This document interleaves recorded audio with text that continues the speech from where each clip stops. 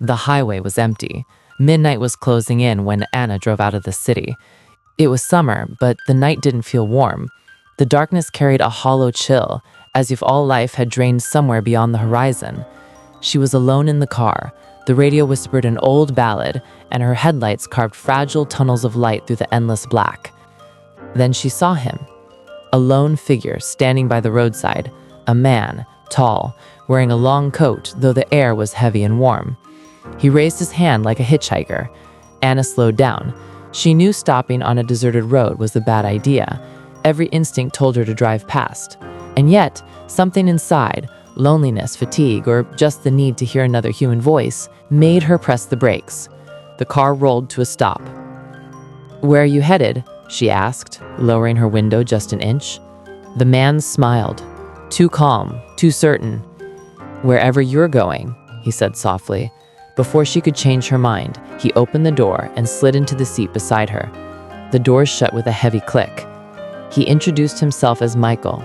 His voice was deep, soothing, almost hypnotic. At first, he seemed polite, curious in a harmless way. He asked her why she was driving so late, about her job, her life. But slowly, his questions turned strange. "You always turn the radio up when you're nervous, don't you?" he asked suddenly. Anna glanced at him. "How do you know I'm nervous?" "I can just feel it." She laughed it off, though uneasily.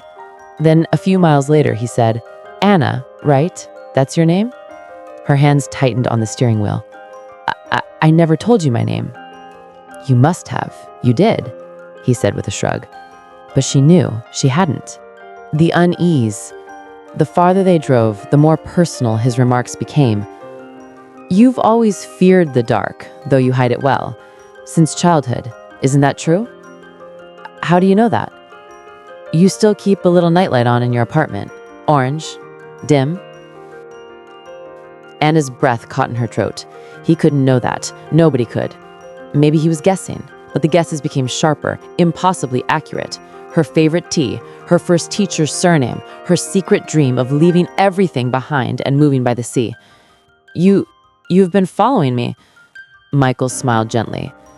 "I don't follow. I have simply always been near you." She decided to end this. "I'll be turning off soon, into a village. This is where we part ways." But he only shook his head. "Don't lie. Your road is straight. You know it is." Her phone screen flickered and went black. The GPS shut down. The headlights cut through only more empty highway. No signs, no gas stations, no villages, just road, just her and him. He began speaking of death, but not like people usually do. Not with fear, with familiarity.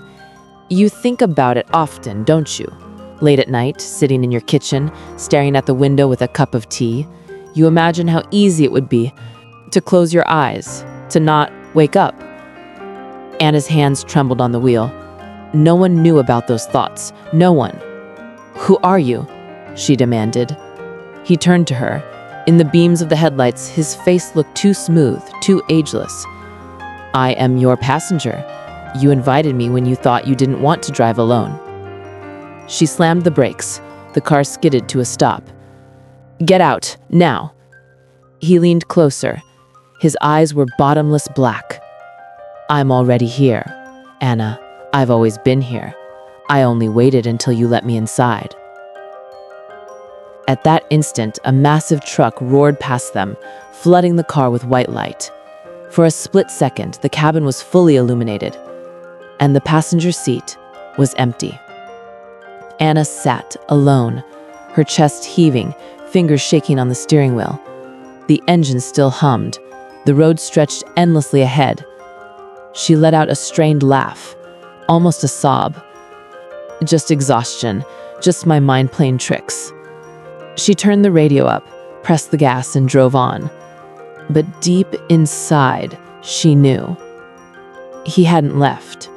He was still there. And now he would always be her night passenger.